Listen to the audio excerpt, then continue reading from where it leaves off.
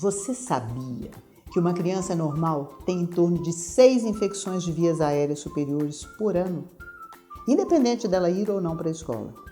E é sobre esse assunto que eu estou convidando você para a gente conversar. Eu sou a doutora Zuleide Dantas Linhares Mata, sou pediatra, sou mãe do Gabriel e do Danilo, avó da Mila e do Tom, e hoje eu quero trazer um pouquinho desse conteúdo para vocês. E agora nós vamos falar então sobre as doenças respiratórias. E aí sempre tem aquela dúvida, o que é doença respiratória? Doença respiratória é qualquer doença que atinja tanto a via aérea superior quanto a inferior. Está incluído aí nariz, traqueia, pulmão. Porque a gente costuma dizer que o nariz é a parte do pulmão que a gente coloca o dedo. A mucosa que tem aqui é muito parecida com o que a gente tem lá na ponta do pulmão. E essas infecções são muito comuns. Cerca de 80% das crianças que procuram o pronto-socorro procuram por causas respiratórias. 90% delas têm viroses. E essas viroses podem causar grandes estragos na vida dos nossos pequenos. E por que causa tanto estrago, principalmente nos pequenininhos? Um dos motivos mais importantes, porque a via aérea é pequenininha. Então esse brônquio muito pequenininho, ele fecha com facilidade. Ele fecha porque ele tem um espasmo, ele fecha porque tem catarro obstruindo, ele fecha porque o vírus é agressivo e também porque o sistema imunológico, tanto do pequeno quanto do idoso, é imaturo.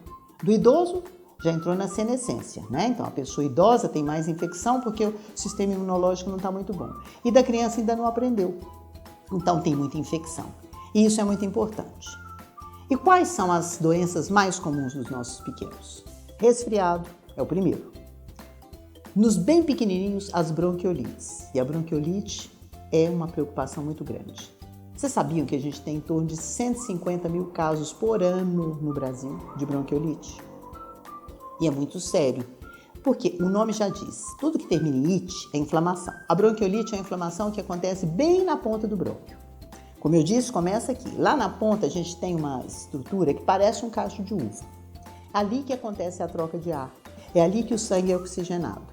Mas o bronquíolo da criança pequenininha, como ele é muito pequenininho, ele retém ar e retém também uma secreção que parece uma clara de ovo, é igualzinho uma clara de ovo.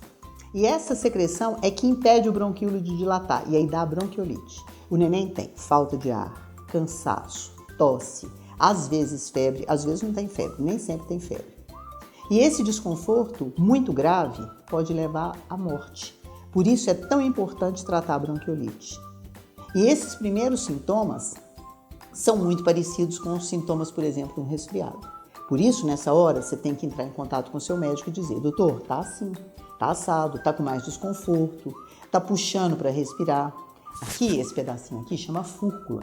Quando qualquer criança, qualquer pessoa está afundando aqui, é sinal de que ele está fazendo esforço para respirar.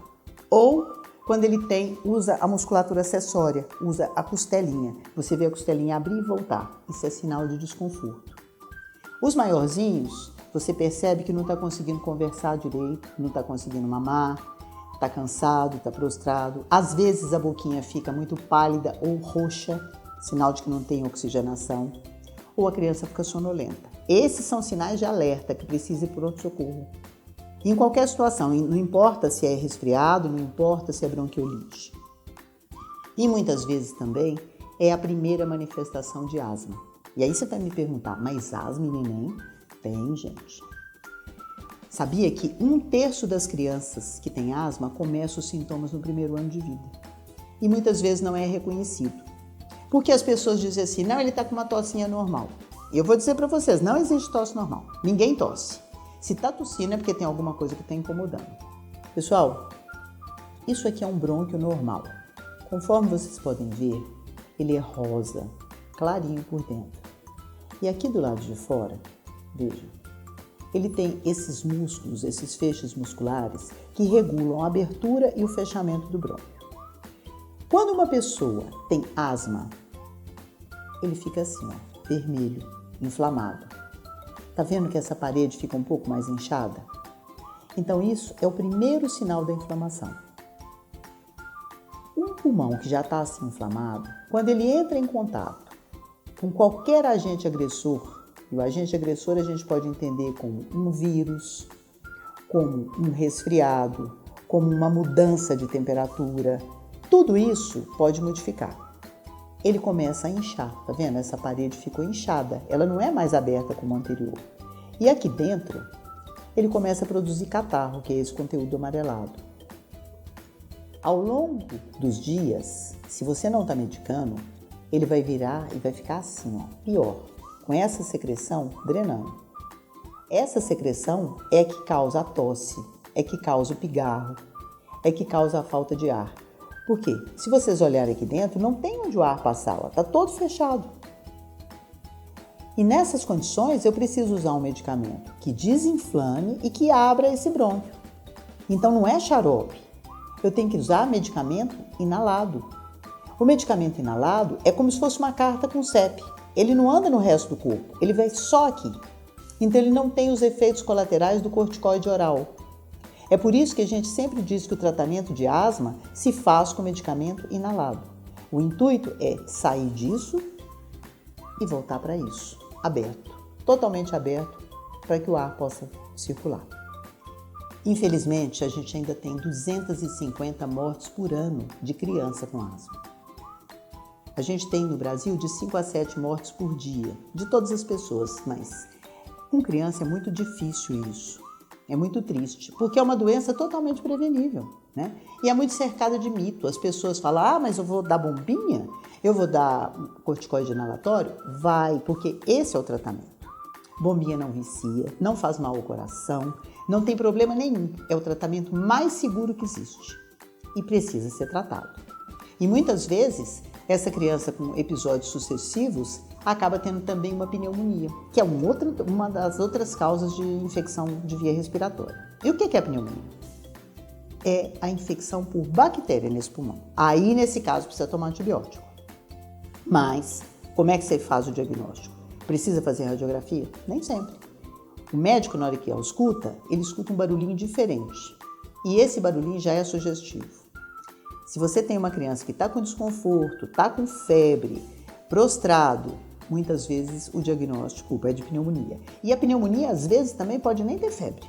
Por isso que é tão importante ficar alerta. E tem uma outra doença que é muito comum, que é a laringite. Essa laringite é parecido com o episódio com o quadro da bronquiolite, mas já é um barulho muito forte. A criança respira fazendo tem aquele estridor. Nesse caso, precisa ir ao pronto-socorro com urgência. Tem muitos nomes a laringite. Tem um diagnóstico diferencial, por exemplo, muitas vezes se diz é um CRUP. CRUP é uma inflamação aqui na laringe também. Então, os diagnósticos das infecções de vias aéreas superiores são muito parecidos, mas o que é importante é que você saiba que não existe tosse normal e que toda criança que tem episódios repetitivos precisa ser tratada. Para prevenir todas essas doenças, lembre-se de vacinar o seu filho, de promover um ambiente adequado, ventilado, principalmente no inverno. No inverno todo mundo fecha a casa. Não pode, porque aí vai juntar mais vírus ali dentro. Então, abra a janela, ventile, saia para um ambiente aberto, para um parque. Não vai sair com essa criança para o shopping, porque está fechado, mas vai passear com ele num ambiente aberto. Promova uma boa alimentação. Aleitamento materno sempre que possível. Vacinação é fundamental. Higiene dos brinquedos dessa criança também. Procurar lavar sempre, lavar a mãozinha. Saiu do passeio, chega em casa e lava. E lavar o narizinho. Porque, como eu disse, o nariz é a porta de entrada. Tá bom? Essa é a minha mensagem para vocês hoje. E a gente está sempre à disposição para as dúvidas, para as eventuais dificuldades, mas isso não substitui a consulta com o seu médico. Fale com ele e cuide do seu filho. Um abraço para vocês. A gente vai ter sempre um assunto bom para vocês.